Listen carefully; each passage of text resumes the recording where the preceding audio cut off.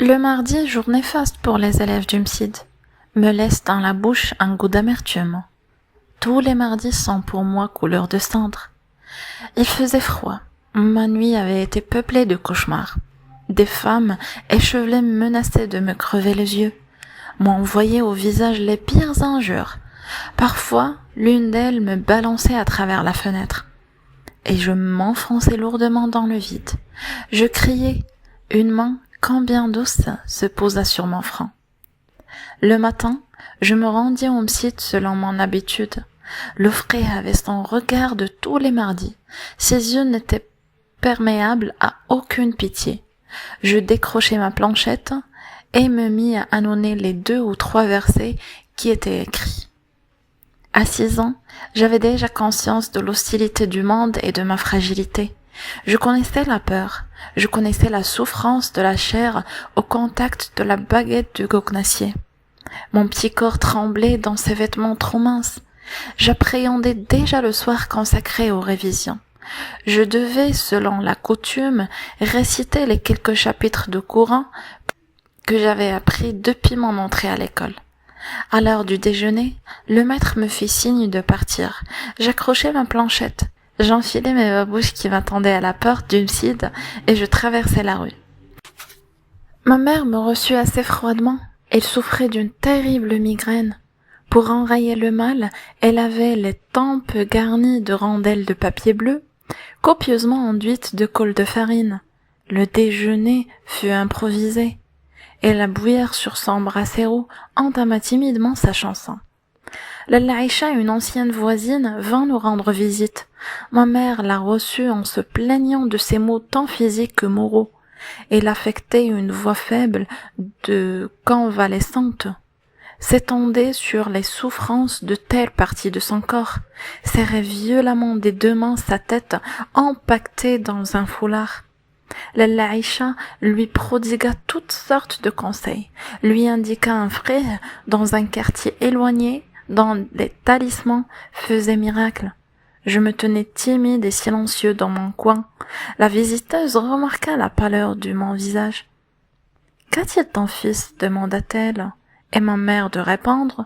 « Les yeux du monde sont si mauvais. » Le regard des envieux a été l'éclat de ce visage qui évoquait un bouquet de roses.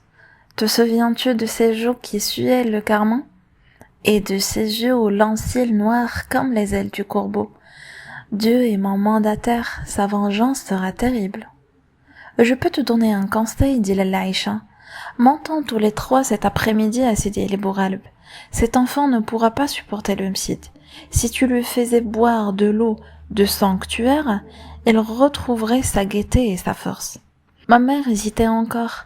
Pour la convaincre, Lalla Aïcha parla longuement de ses douleurs de jointure, de ses jambes qui ne lui obéissaient plus, de ses mains lourdes comme du plomb, des difficultés qu'il éprouvait à se retourner dans son lit et des nuits blanches qu'il avait passées à gémir comme Job sur son grabat. Grâce à Sidi El Bouralb, patron des médecins et des barbiers, ces douleurs ont disparu.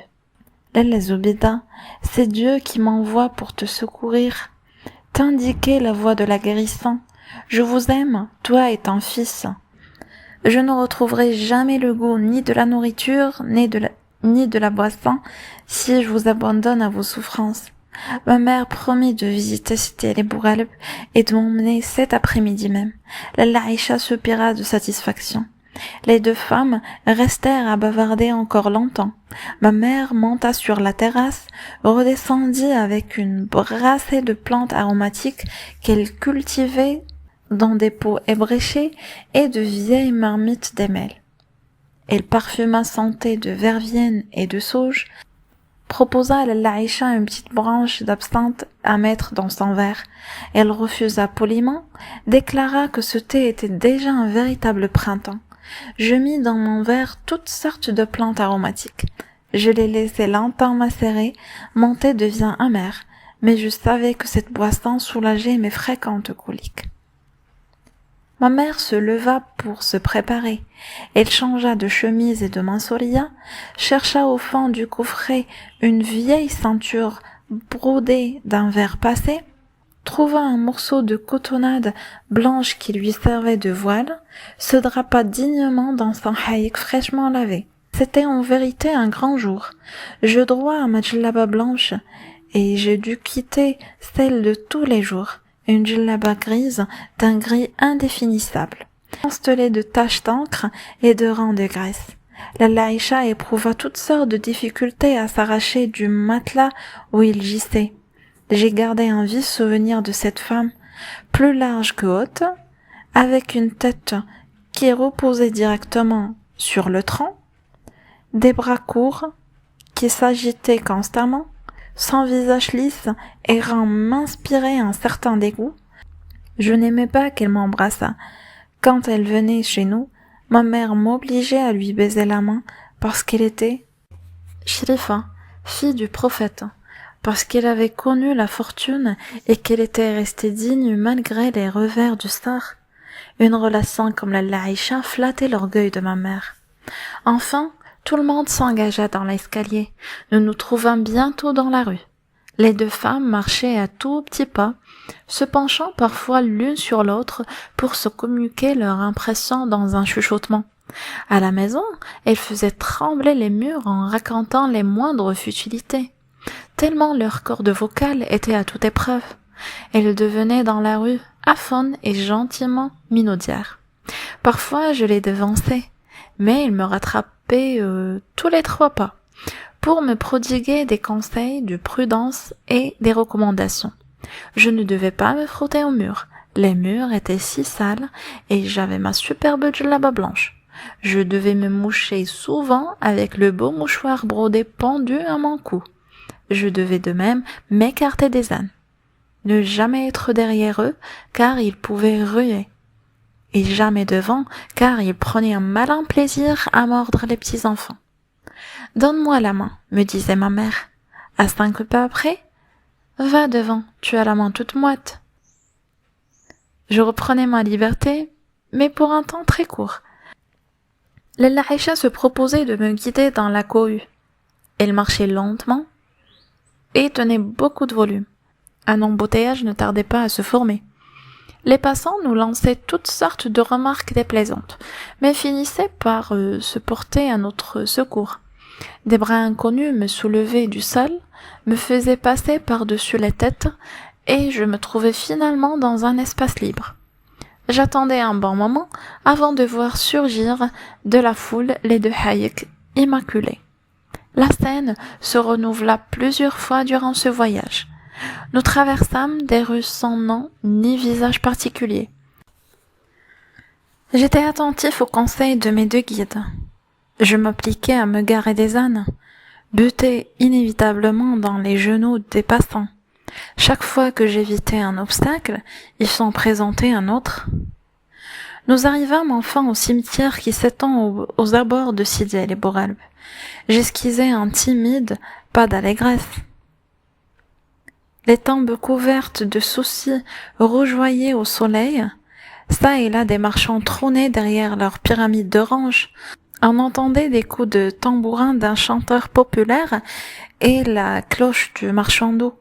Sur la petite place, des campagnards vendaient du bois pour la lessive, des brasseros de terre cuite, des plats pour cuire les galettes. Les éventaires des marchands de sucreries attiraient mon regard. On y voyait exposer des coques et des poussins en sucre jaune, ornementés de filets roses, des tières transparentes, de minuscules babouches et des soufflets. Ces objets magnifiques me rappelaient ma boîte à merveilles. Mon père m'en avait bien offert quelquefois. Mais avant d'arriver à la maison, il s'émiettait. Il devenait simplement gris et poussiéreux, indigne de figurer parmi mes trésors. Il était beau là, au soleil, dans le bourdonnement de la foule. Le toit de tuiles vertes qui couvre le mausolée se dressait.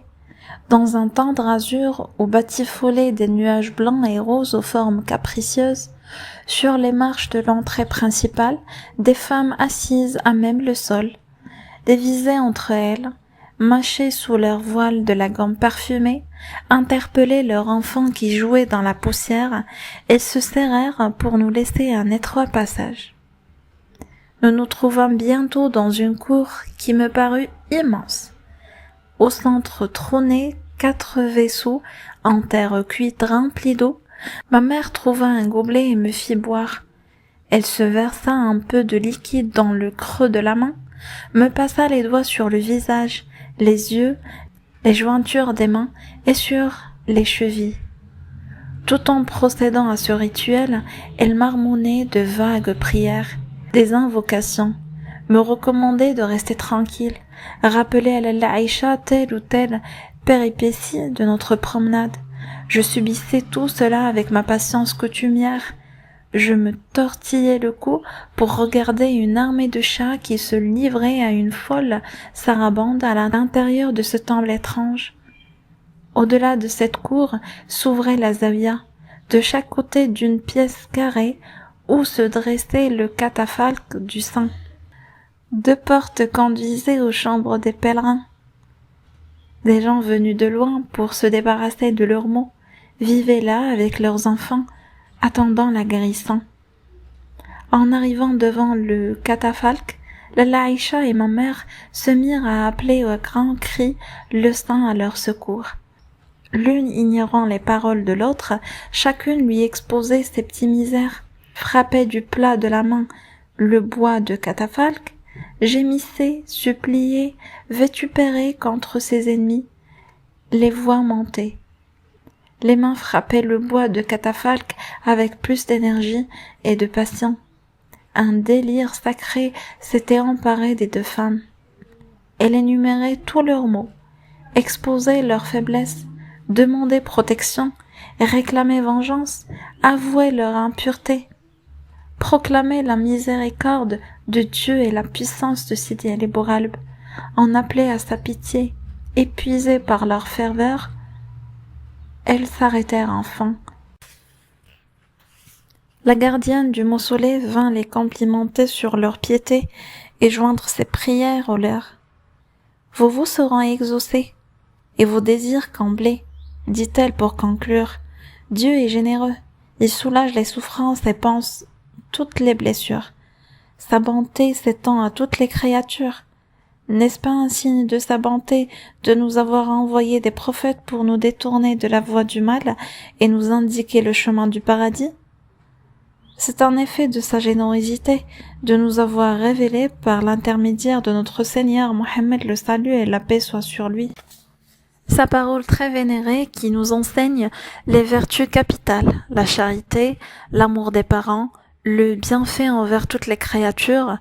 Ceux qui ont pratiqué ces vertus dans toute leur intégrité deviennent les amis de Dieu et intercèdent en notre faveur.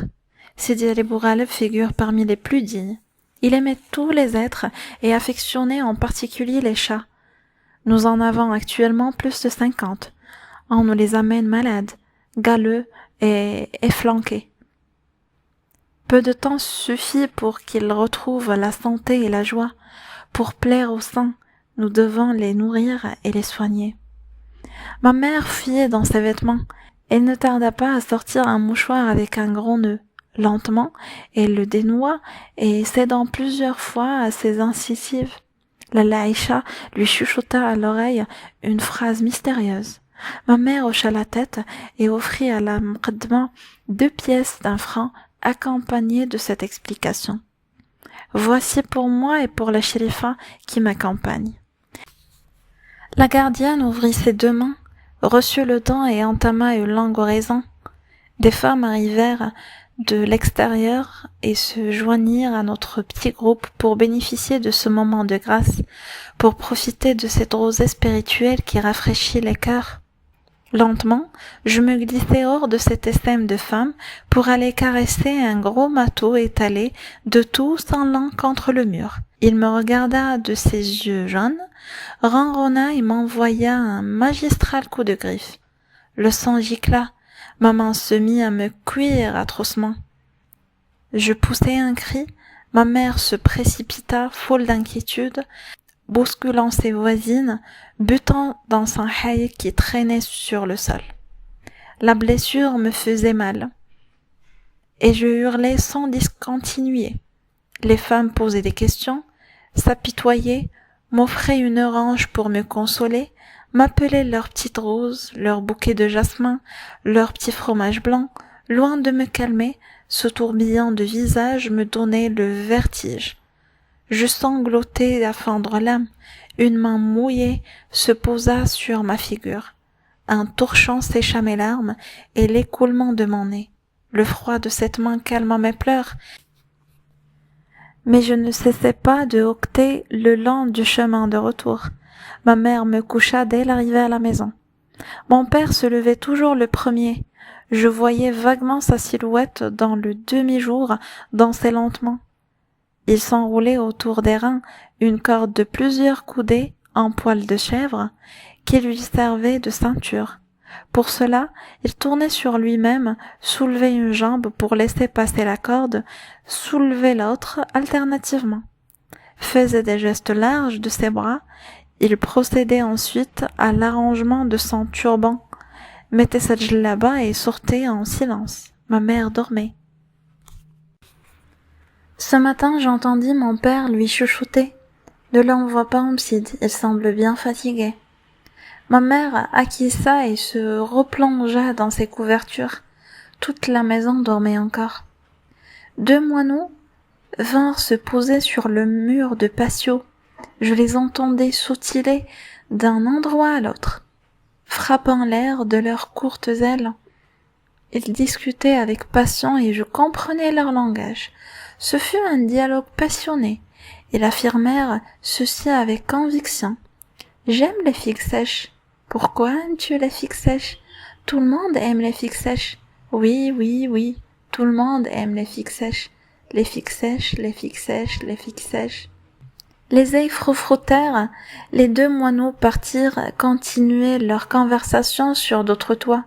Je comprenais le langage des oiseaux et de bien d'autres bêtes encore, mais ils ne le savaient pas, et je s'enfuyais à mon approche. J'en éprouvais beaucoup de peine.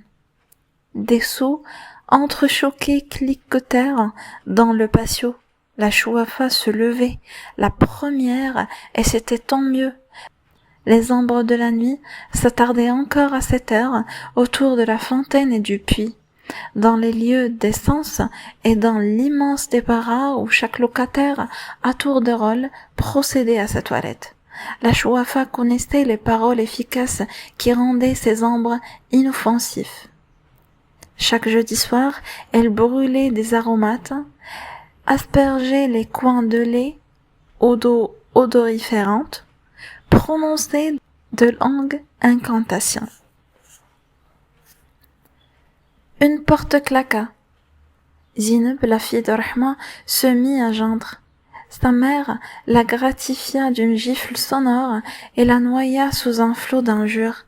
« À ton âge, n'as-tu pas honte de mouiller ton lit presque chaque nuit ? Je devrais te lâcher dans une étable au lieu de te préparer chaque soir ton matelas. » La chouafa l'interrompit. « Que ta matinée soit heureuse, Rahma. Que ta journée soit ensoleillée, Lella. Comment te sens-tu ce matin ? Je remercie le Seigneur. Il m'a infligé d'une terrible punition. Le jour où il m'a donné cette pisseuse de mauvais augure, je le remercie pour ses dons innombrables. Je le remercie dans la joie comme dans l'affliction. Éloigné soit de toi tout sujet de chagrin. Prends patience. Cet enfant guérira. Elle sera ta consolation dans ce monde de misère. Dieu t'entende, Lalla. Qu'il répande sans mesure ses bénédictions sur toi, sur ceux qui te sont chers. Ma mère remua dans son lit, toussa, soupira, finit par se mettre sur son séant. Elle se leva et ouvrit la fenêtre. La lumière m'éclaboussa les yeux et me fit mal. J'entendis s'ouvrir les volets de Fatma Bziouia. D'une voix ensommeillée, ma mère déroula son chapelet de salutations d'usage qu'elle adressait chaque matin à sa voisine d'en face. Celle-ci lui souhaita une heureuse journée avec les formules habituelles. Aucune n'écoutait les propos de l'autre. Chacun récitait son boniment sur un air monotone, sans ardeur et sans enthousiasme. Elle posait des questions, mais connaissait d'avance les réponses. Depuis 3 ans que nous habitions ensemble, elle avait répété les mêmes phrases chaque matin. Parfois, il modifiait un mot, faisait allusion à quelques récents événements, mais de telles circonstances étaient fort rares. Invariablement, ma mère demandait « Comment te sens-tu ce matin?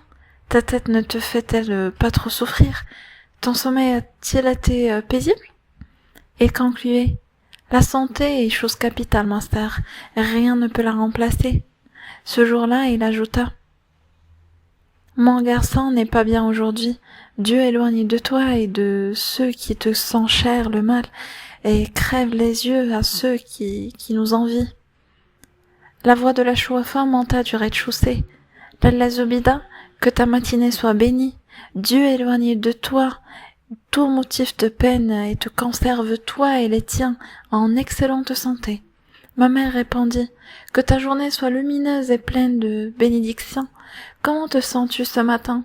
Dieu veillera sur ton bonheur et sur celui de tous ceux qui te sont proches. » La Chouafa enchaîna « Ne t'inquiète pas pour ton fils. Les amis de Dieu veillent sur sa santé. Elle a des protecteurs dans le monde visible et dans le monde invisible. Je sais qu'il est chéri de puissances bénéfiques. Quand il sera homme, il sera un sabre parmi les sabres, un guerrier invulnérable. Une ruche au miel recherchée pour sa saveur et son parfum. « Lalla, dit ma mère, toute remuée, le miel et le beurre coulent de ta bouche et l'odeur du paradis parfume ton haleine. » Et ma mère, extatique, les yeux au ciel, ajouta « Seigneur, qui m'écoute du haut des cieux, répands tes trésors inépuisables, à toi maître de tous les trésors, sur cette femme de bien, qu'elle soit vénérée comme elle le mérite dans ce monde et qu'elle bénéficie de tes largesses dans l'autre. Que sa vie soit couronnée par l'accomplissement de pèlerinages aux lieux qui nous sont chers. À nous, tes esclaves, auxquels tu as révélé la vérité par l'intermédiaire de ton prophète, le salut soit sur lui, sur ses compagnons et ses proches, le salut et la paix. Amin, ô Dieu de l'univers. Amin, répondit en écho toutes les femmes. Pendant ce cérémonial, je m'étais levée et mise en djellaba. Mes oreilles bourdonnaient un peu, mais je ne me sentais nullement plus fatiguée que d'habitude. La perspective de rester à la maison toute la journée, loin de Fré et de sa baguette de counassier, me rendait tout heureux. Nous étions mercredi, le jour suivant était ordinairement jour de congé, et le vendredi, l'école n'ouvrait qu'après la prière de midi. J'avais devant moi 2 jours et demi, 2 jours et demi à vivre comme un prince. Ma mère m'aida à faire mes ablutions et s'affaira dans le réduit qui lui servait de cuisine, à activer son feu. Toute la maison retentissait du bruit des soufflets. Il faisait un éclatant soleil. Bientôt la table fut mise. Il y avait des œufs frits à huile d'olive et du pain frais. Nous nous mîmes à manger. Halal, le mari de Fatma Bziouia, jardinier de son état, fit entendre sa voix à l'entrée de la maison. « N'y a-t-il personne? Puis-je passer ?» Rahma répondit « Il n'y a personne, passe. » Son pas retentit dans l'escalier. Nous finissons de manger quand sa femme entra dans notre chambre. Elle tenait une assiette de faïence où reposaient 2 beignets sponge. J'en étais particulièrement friand.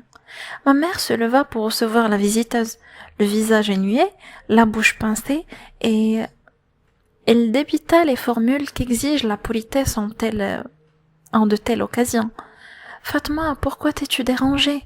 Je ne peux accepter. Nous avons, louange à Dieu, amplement de quoi nous rassasier. 2 beignets, c'est beaucoup trop. Par Dieu, je ne puisse accepter. » Notre voisine essaya de vaincre cette résistance. Elle prenait la main de ma mère et protestait avec chaleur. « Je ne peux pas me faire un tel affront. Donnez-les, Sidi Mohammed, qu'Allah lui donne la santé. Tu ne peux pas refuser. C'est si peu de choses. » Enfin, ma mère remercia. Dieu te comblera de ses bienfaits et te fera goûter des nourritures du paradis qu'il réserve à ses élus. Dieu ouvrira pour nous tous les portes de ses trésors. Fatma alla joindre son mari et ma mère poussa de mon côté l'assiette avec les 2 beignets. Mange-les, toi qui les aimes, me dit-elle, mon estomac ne supporte pas les beignets. Je me régalais.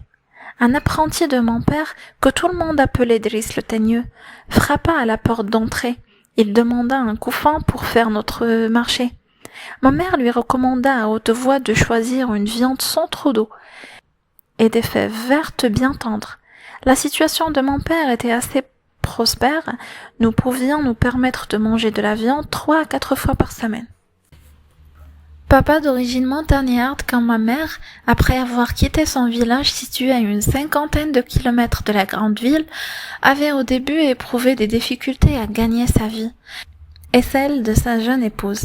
Dans son pays, on était pillards et paysans. À Fès, il fallait pour vivre exercer quelques industries citadines ou monter un petit commerce. Dans notre famille, vendre et acheter a toujours été considéré comme le métier le plus vil. Mon père se souvient avoir été à un moment de sa jeunesse dans l'atelier de l'un de ses oncles maternels. Tisserand de couverture, il s'acheta donc un minimum de matériel, loua un coin dans un atelier et s'installa tisserand. Il faisait honnêtement son travail, améliorait de jour en jour sa production. Bientôt, ses articles furent très disputés et le ménage jouit d'un certain confort. Mon père avait un vieil ouvrier avec lui sur le métier. Driss le Teigneux garnissait les canettes et faisait les commissions. Driss venait 2 fois par jour à la maison. Le matin, acheter les provisions et au milieu du jour, chercher le déjeuner de son patron. Mon père mangeait à l'atelier. Il venait seulement le soir après la dernière prière. Le vendredi faisait exception. Ce jour-là, mon père était à son métier jusqu'à midi environ. Il payait ses employés, allait à la mosquée pour la grande prière et nous déjeunions en famille. Driss revint chargé de son lourd panier. Ma mère en fit l'inventaire. Le Teigneux n'avait rien oublié. La viande avait bon aspect et le verre d'Écosse de Fèvre nous faisait saliver abondamment. Le couffin contenait en outre de l'aile, du persil et quantité de petits paquets d'épices. Nous avions de l'huile, du charbon et de la farine pour tout le mois. Quand ma mère parlait de l'œil des envieux, elle pensait sûrement à ses richesses. Les voisines moins fortunées nous jalousaient un peu. Elle n'ignorait d'ailleurs aucun détail de notre vie domestique. Ma mère, de son côté, connaissait les difficultés de tout le monde, l'état des finances de chaque ménage, les dettes qu'il contractait, ses dépenses de chaque jour et la qualité de son ordinaire. Les fèves furent versées dans un large panier en sparterie en forme de plat. « Tu m'aideras à les écosser » me dit maman. J'acquiesçai et me mis aussitôt à l'ouvrage. Je fus vite dégoûtée de ce travail. J'allais risquer un œil dans la chambre de Biouya. Elle roulait du couscous. Dans un coin s'amoncelaient divers légumes. Navets, carottes, courges rouges et oignons. Notre voisine m'aimait beaucoup. Elle laissa un moment son couscous pour fouiller dans un panier. Et il me tendit avec un large sourire un radis d'un rouge de rubis lent d'un empan. Je lui fis un sourire pour la remercier et plantai mes dents dans la chair rose de cette friandise. Le goût en était si fort que les larmes me sortirent des yeux. Je ne dis rien. Je partis à reculons, grimpai les marches qui conduisaient sur la terrasse et jetai par-dessus le mur qui nous séparait d'une autre maison, le beau radis. Le soleil était clair et chaud. Un chat blanc et noir reposait sur le mur et suivait mes mouvements de ses yeux à demi fermés. Je ne m'en approchais point. Le coup de griffe du mâteau pensionnaire de Sidi Ali Bouraleb m'avait appris à me méfier des chats qui ronronnent au soleil. Ma mère s'inquiétait déjà de mon absence. Elle m'appelait à la cantonade. Je m'engageai dans l'escalier. Pour redescendre, quelqu'un montait pieds nus. Les pas mous et le froufrou des vêtements. Se rapprochait. Apparut Rahma. Ma mère ne lui parlait plus Depuis leur dispute, les deux femmes évitaient de se rencontrer. Moi, je ne savais pas s'il fallait lui sourire ou me sauver. Je me plaquai contre le mur et attendis que les événements décidassent pour moi. En arrivant à ma hauteur, Rahma s'arrêta, me caressa la joue et me glissa un objet dans la main. Un objet lisse et froid, mais dans le toucher me plongea dans un bain de délices. C'est pour toi, me murmura notre voisine. Je ne répondis rien et courus rejoindre ma mère qui s'impatientait. L'objet était toujours dans le creux de ma main et dégageait une fraîcheur d'eau de source. Installé dans un coin de la pièce, j'osais enfin le regarder. C'était un gros cabochon de verre à facettes, taillé en diamant, un bijou fabuleux et barbare. Provenant à n'en pas douter de quelque palais souterrain où demeurent les puissances de l'invisible. Était-ce un message de ces lointains royaumes? Était-ce un talisman? Était-ce une pierre maudite qui m'était remise par notre ennemi pour attirer sur nous la colère des démons? Que m'importait la colère de tous les démons de la terre? Je tenais dans mes mains un objet d'une richesse insoupçonnable. Il prendra place dans ma boîte à merveilles et je saurai découvrir toutes ses vertus. Ma mère me trouva dans mon coin, elle me jeta un regard négligent et dit « Encore un bout de verre? Fais attention à ne pas te blesser. »